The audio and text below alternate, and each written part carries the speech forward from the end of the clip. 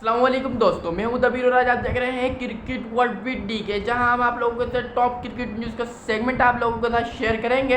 तो नंबर 1 पे जो खबर निकल के सामने आ रही है वो है पाकिस्तान वर्सेस ऑस्ट्रेलिया की जो टेस्ट सीरीज है। पाकिस्तान का ऑस्ट्रेलिया में कैंप लग चुका है, तो प्रैक्टिस सेशन के हवाले से क्या खबर निकल के सामने आ रही है वो आप लोगों के साथ डिस्कस करेंगे।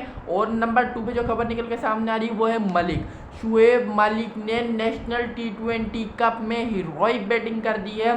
तो क्या शुएब मलिक न्यूजीलैंड के खिलाफ जो पाकिस्तान की सीरीज़ होगी ऑस्ट्रेलिया के बाद T20 सीरीज़ उसमें कमबैक कर सकते हैं, उसके हवाले से डिस्कस करेंगे। और नंबर 3 पे जो खबर निकल के सामने आ रही है वो है नसीम शाह के हवाले से कि इस्लामाबाद यूनाइटेड ने खुशियां तो बहुत मना रही है, पर नसीम शाह का तो अभी डाउट है PSL के ना, अभी उनका कंफर्म ही नहीं है, तो उसके हवाले से भी डिस्कस करेंगे। और नंबर 4 पे जो खबर निकल के सामने है वो आ रही है हफीज़ की स्टेटमेंट के। खैर अब तो वो स्टेटमेंट की दूसरी हो गई, वो तो डायरेक्ट प्राइम मिनिस्टर की स्टेटमेंट हो गई। अब तो स्टेटमेंट नहीं है, एक बात निकल कर आ रही है कि हफीज़ और सलमान बट को हफीज़ नाखुश थे, तो उसके हवाले से डिस्कस करेंगे। तो आप मेरे चैनल पर फर्स्ट टाइम आए या नए हैं तो चैनल को सब्सक्राइब करें, बेल आइकन दबाएं।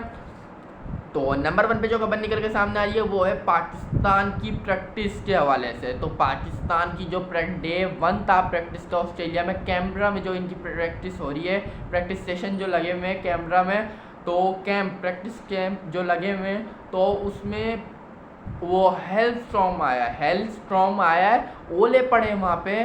तो पाकिस्तान की प्रैक्टिस तो मुतासिर हुई है उससे, कि पाकिस्तान प्लेयर्स भी थोड़ा सा वार्म अप कर रहे थे, बस हल्की फुल्की प्रैक्टिस करी है, उसके बाद हेल स्ट्रॉम आ गया, ओले पड़ने शुरू हो गए वहाँ पे, तो प्रैक्टिस भी मुतासिर हो गई। हालांकि यहाँ से सफ़र इतना लंबा करके गए थे, पाकिस्तान की टीम इतना लंबा सफ़र करके गई थी, पहले यहाँ से डायरेक्ट ऑस्ट्रेलिया भी बहुत लंबी फ़्लाइट है, बाकी वो यहाँ से पहले दुबई गए, फिर दुबई से सिडनी गए, सिडनी से फिर कैमरा गए। तो पाकिस्तानी जो प्लेयर्स थे उन्होंने बहुत ज़्यादा फ्लाइट ले ली थी, तो उन्होंने सिर्फ वार्म अप करी थी फर्स्ट डे को।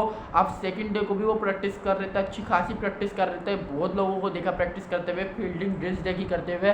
तो अच्छा लगा कि पाकिस्तान टीम मेहनत कर रही है। बाकी देख के बाद खुशी जब होगी, सरफराज अहमद के भी कुछ बयान थे कि हम अच्छा परफॉर्म करने की कोशिश करेंगे। और शान मसूद और बाबर आजम की भी कह रहे थे, लोगों ने सवाल पूछे, काफ़ी मुश्किल सवाल पूछ रहे थे कि पाकिस्तान के क्या अच्छा कर सकेगी। कप्तान जो पिछले थे बाबर आजम, वो भी साथ है कि क्या रवैया है, तो उन्होंने बोला बहुत अच्छा रवैया, और सब उन्होंने जो कहने का मकसद था कि टीम में बहुत अच्छा चल रहा है। तो हम भी जब भी खुश होंगे जब पाकिस्तानी टीम ऑस्ट्रेलिया को टफ टाइम दे सकेगी। सरफराज अहमद ने मुस्तकिल यही बात की है कि हमारे लिए चैलेंजेस होंगे, क्योंकि ऑस्ट्रेलिया में जब भी आते हैं तो चैलेंज ही होता है एक तरह का, क्योंकि ऑस्ट्रेलिया में टफ टाइम देना भी बहुत बड़ी बात होती है। तो इसके बात है कि सरफराज अहमद ने भी ये बोला, और पाकिस्तानी टीम की भी प्रैक्टिस जारी है, तो उम्मीद करते हैं कि पाकिस्तानी टीम बेटर परफॉर्मेंस दे और हम लोगों को खुश करे, ऑस्ट्रेलिया को टफ टाइम दे। अब ऑस्ट्रेलिया और पाकिस्तान की जो टेस्ट मैच है वो उसकी टाइमिंग बहुत थोड़ी सी ना ख़राब हो गई, क्योंकि फर्स्ट डे मैच स्टार्ट होगा सुबह, फिर दूसरा स्टार्ट होगा आधी रात को, तीसरा भी स्टार्ट होगा आधी रात को, तो थोड़ा सा उठ के देखना पड़ेगा। उसके निकल कर आ रही है कि अब पाकिस्तान टीम अच्छा परफॉर्म करे तो खुशी भी होगी देखने की। और चलो अब जो नंबर 2 पे खबर निकल कर आ रही है वो है नसीम शाह के हवाले से।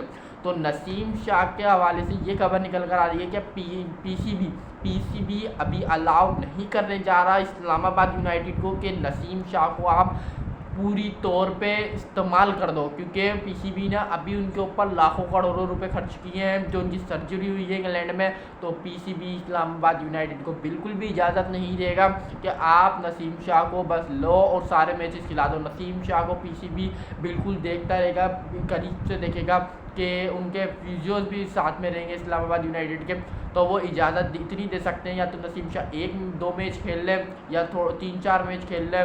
वो भी अगर वो अपने पूरे पोटेंशियल के साथ खेल गए तो मैं सरप्राइज़ होऊंगा, क्योंकि नसीम शाह का कंधा उतरा हुआ था। अब वो भी डरेंगे बॉलिंग करने में कि मैं ज़ोर मारूं तो कहीं फिर से कंधा नहीं उतर जाए, तो एक बॉलर के लिए बहुत मुश्किल होता है, एक तो कंधे की इंजरी और एक घुटने की इंजरी।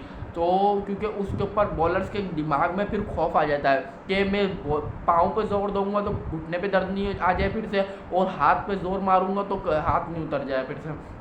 तो हम देखते हैं कि नसीम शाह PSL कितना खेल सके। तो PSL की ट्रेड तो वैसे भी जारी है, सब इधर से उधर होने में मगन है, तो अब देखते हैं PSL भी आएगा, एक फ़न है PSL भी, बहुत मज़ा आता है देखने में। तो अब देखते हैं क्या होता है नसीम शाह के हवाले से भी। तो इसके बाद जो खबर निकल कर आ रही है वो है शुएब मलिक के हवाले से। तो शुएब मलिक के हवाले से खबर ये निकल कर आ रही है, शुएब मलिक ने नेशनल टी20 कप में शुएब मलिक ने बहुत heroic performance they the. 84 I think run बनाया उन्होंने, नॉट आउट। तो बहुत अच्छी बैटिंग करी और वहाब रियाज भी आए हुए थे, बड़े खुश थे, मिल रहे थे, गले वाले मिल रहे थे और हंस रहे थे, बातें कर रहे थे। तो हो सकता है कि पाकिस्तान वर्सेस न्यूजीलैंड, जो न्यूजीलैंड में सीरीज़ है टी20 सीरीज़ पाकिस्तान की न्यूजीलैंड के खिलाफ जो सीरीज़ है उसमें शुएब मलिक का कमबैक हो सकता है, क्योंकि शुएब मलिक का एक टारगेट है कि 2024 का मैं वर्ल्ड कप खेलूं, तो उसकी वजह से वो नेशनल टी20 कप भी खेल रहे हैं। तो देखते हैं, उसकी वजह से वो नेशनल टी20 कप भी खेल रहे हैं और अब वो हो सकता है परफॉर्मेंस दे रहे हैं, तो वो न्यूजीलैंड के खिलाफ जो पाकिस्तान का स्क्वाड जाएगा वो भी उसमें भी आ जाए। और मलिक आखिरी वर्ल्ड कप के लिए अपनी तैयारियां कर रहे हैं, तो देखते हैं कि मलिक अपना आखिरी वर्ल्ड कप खेल सकते हैं, क्योंकि वहाब रियाज भी बहुत खुश थे, तो हो सकता है वहाब रियाज उनको सिलेक्ट कर लें।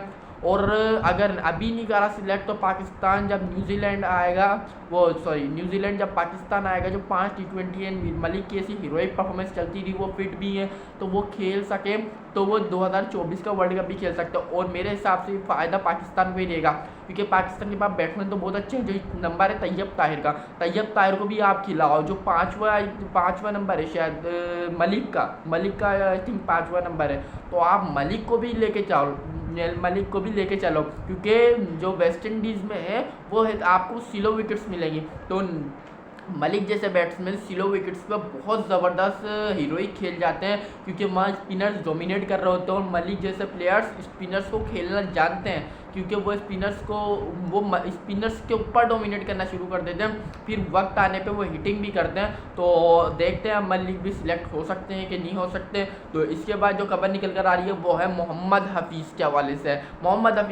खबर निकल कर सामने आ रही है कि उनकी एक स्टेटमेंट, अब तो प्राइम मिनिस्टर के बात निकल कर आ रही है, कि पहले तो बात थी कि मोहम्मद हफीज़ भी खुश नहीं थे जो सलमान बट को लगाया गया था, क्योंकि वो हमेशा से अगेंस्ट रहे हैं, जिन्होंने फिक्सिंग की थी। वो तो आमिर के भी हमेशा अगेंस्ट हैं, जिन्होंने माफ़ी मांग ली थी और वो कमबैक कर गए थे, उनके साथ खेल गए थे। वो तो अब वो सलमान बट को कैसे, उन्होंने भी बोला होगा, जो बाबरियात बोल लेते हैं, पीसीबी फैंस की तरफ से प्रेशर नहीं बना, तो उनको तो वो जो स्पोर्ट्स मिनिस्टर हैं, तो उनको जो मिनिस्ट्री की तरफ से जो प्रेशर था वो बहुत बन गया, तो प्राइम मिनिस्टर तक ने बोल दिया कि भाई आप ये क्या कर रहे हो। एक बात है कि आप ये क्या कर रहे हो, आप फिर उनके ऊपर इतना प्रेशर बना, जो उनकी जो सियासत मिनिस्ट्री जो थी ना, तो उधर से बहुत प्रेशर बना और उनका स्पोर्ट्स मिनिस्ट्री का जो ओहदा था ना वो जा सकता था, इसलिए उन्होंने फ़ौरन करा कि भाई चलो। और हफीज़ के भी ये था कि हफीज़ भी नाखुश थे और उनके कहना ये था कि ना आप किसी और को लगा लेते, इतना ज़रूरी था कि आपका लिए इन्हीं को लगा लिया, आप किसी और को भी लगा सकते थे। तो हफीज़ भी नाखुश थे और ये सारी बात निकल कर आ रही है कि सलमान बट को भी रिमूव कर दिया, तो ये बहुत अच्छा ही हुआ मेरे तरीके से। एक बंदे को आप माफ़ तो कर दो, पर एक बंदा आपसे माफ़ी नहीं मांग रहा, फैंस से उसने कभी माफ़ी नहीं मांगी, यूट्यूब पे कभी माफ़ी नहीं मांग रहा, वो बैठ के यूट्यूब का चैनल है। अब बस क्या कर सकते हैं। तो उम्मीद करते हैं आज का मेरा शो आपको अच्छा लगा हो तो सब्सक्राइब करें, लाइक करें, बेल आइकन दबाएं। शुक्रिया, अल्लाह हाफिज़।